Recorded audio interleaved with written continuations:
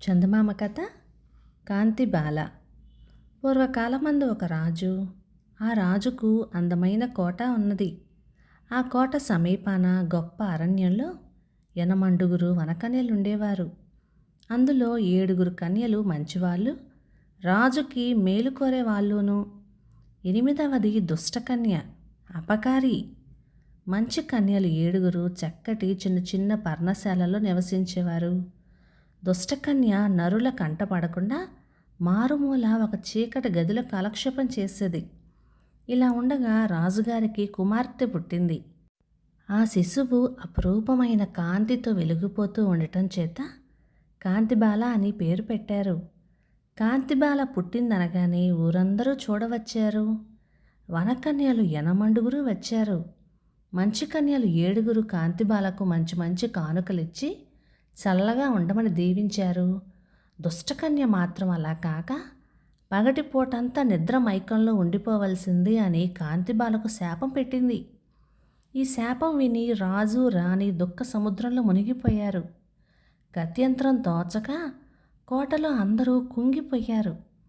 ఆ సమయంలో 6వ కన్య వచ్చి కాంతిబాల రాత్రిపూటంతా మేలుకునే ఉండాలి అని వరమిచ్చింది. నా మాట పూర్తి కాకుండా నువ్వెందుకు నోరు విప్పుతావు అని మండుపడుతూ దుష్టకన్య, సరే కాంతిబాల రాత్రులు మేలుకునే ఉంటుంది, కానీ చందమామతో పాటు ఆమె కాంతి కూడా పున్నమికి పూర్తయి అమావాస్యకు అంతరించిపోవాలి అని మళ్ళీ తీవ్రంగా శపించింది. అంతలో 7వ కన్య ముందుకు వచ్చి తనకు తెలియని రాజకుమారుడు కాంతిబాలను తాకిన వెంటనే ఆమెకు శాప విముక్తి అయిపోవాలి అని చెప్పి దీవించింది. ఇక చేసేది లేక ఎలా అయినా కాంతిబాలను కష్టాల పాలు చేసి కసి తీర్చుకుందామని దుష్టకన్య కనిపెట్టుకుని ఉంటున్నది. పాపం కాంతిబాల పగలల్లా నిద్రే కానీ కన్నెత్తి చూసేదే కాదు. బహుళ పాడ్యమి మొదలుకొని రోజు రోజుకి ఆమె ముఖం పాలిపోయి శరీరం కృశించి అమావాస్య నాటికి కదలక మెదలక పడుకునేది. శుక్లపక్షం ప్రారంభం కాగానే దినదినము అందచందాలతో వెలుగుతూ పున్నమి నాడు పూర్ణమైన కాంతితో ప్రకాశించేది. తనకు శాపం తగిలిన సంగతి, ఆ శాపం వల్ల తనకు వికృతాకారం వచ్చే సంగతి లోకానికి తెలిసిపోతుందేమోనని కాంతిబాలకు భయంగా ఉండేది. అందుచేత ఆమె ఒంటిపాటుగా అరణ్యంలో సంచరించడం అలవాటు చేసుకుంది. రాజు ఇది కనిపెట్టి అడవిలోనే ఆమెకు ప్రియమైన ఏకాంత స్థలంలో ఒక సుందరమైన పువ్వుల కుటీరం కట్టించిచ్చాడు. అందులో ఆమె చెలికత్తెలను పెట్టుకొని ఇష్టం వచ్చినట్లుగా ఆడుకునేది. ఈ రాజ్యానికి దగ్గరగానే మరొక రాజ్యం ఉంది. ఆ రాజుని శత్రువులు చంపివేసి రాజ్యం ఆక్రమించుకున్నారు. బ్రతుకు జీవుడా అని చెప్పి రాజకుమారుడు మాత్రం మారువేషంతో తప్పించుకొని ఈ అరణ్యం చేరుకున్నాడు. అతను తిరిగి తిరిగి అలసిపోయి ఒక చెట్టు కింద పడుకున్నాడు. వెన్నెల రాత్రి కావటం చేత కాంతిబాల కలకలలాడుతూ నాట్యం చేసుకుంటూ కోకిల కంఠంతో గానం చేసుకుంటూ అతను పడుకొని ఉన్న ఆ చెట్టు వైపే వచ్చింది. ఇటువంటి రూపవతిని మునుపెన్నడూ రాజకుమారుడు చూసి ఎరగడు. ఈమె ఫలానా రాజు కూతురు అని కూడా అతనికి తెలియదు. అందుచేత ఆమె దేవకన్య అయి ఉంటుందని అనుకున్నాడు. ఆమె అందచందాలను ఆటపాటలను అతను రెప్పవాల్చకుండా గమనిస్తూ ఉండేటంతలోనే కాంతిబాల అదృశ్యమైపోయింది. రాజకుమారుడు ఆమె కోసం రోజు వెతుకుతూనే ఉన్నాడు. రాత్రిపూట మాత్రం ఆమె చెట్టు వద్దనే కనబడుతూ అతను చూస్తూ ఉండగానే మాయమైపోతూ ఉండేది. రోజు రోజుకి ఆమె సౌందర్యం ఎక్కువ అవుతున్నట్టుగా కూడా రాజకుమారుడు కనిపెట్టాడు. కనుక ఇటువంటి అపురూపమైన యువతిని ఎలాగైనా కలుసుకొని ఆమె చరిత్ర తెలుసుకోవాలి అని అతనికి పట్టుదల ఎక్కువైంది. తిండి నిద్ర లేకుండా ఆమె కోసం అతను అలా తిరుగుతూనే ఉండగా మంచి కన్యలలో ఒక్కతైన 7వ కన్య ఒక ముసలి అవ్వ రూపంలో అతనికి కనిపించింది. తను లోగడ దీవించినట్లుగా పొరుగుదేశపు రాజకుమారుడు కాలమహిమ చేత ఇప్పుడు అడవికి వచ్చేశాడు.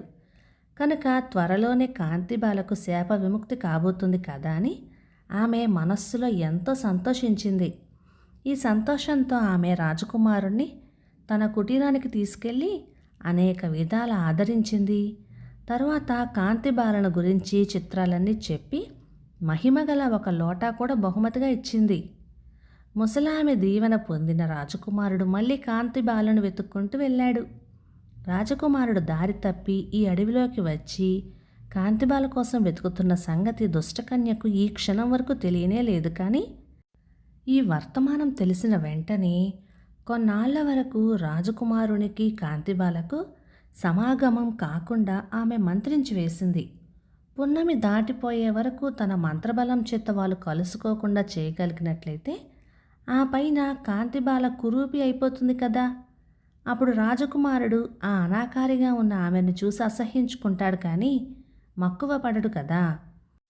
కనుక 7వ కన్య ఇచ్చిన దీవెన వ్యర్థమైపోతుంది అని దుష్టకన్య ఆలోచించింది.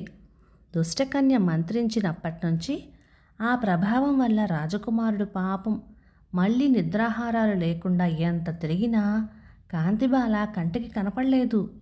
కొద్ది రోజులైన తర్వాత ఒకనాడు అతను నిరాశ చేసుకొని ఒక పెద్ద మర్రి చెట్టు కింద విచారంగా కూర్చున్నాడు. అప్పటికి పున్నమి దాటిపోయి అమావాస్య కూడా వచ్చేసింది. సరిగ్గా అమావాస్య నాటికి దుష్టకన్య ప్రయోగించిన మంత్రబలం సరిపోయింది. మళ్ళీ మంత్రం వేయాలంటే ఆమెకు కొంత వ్యవధి కావాలి.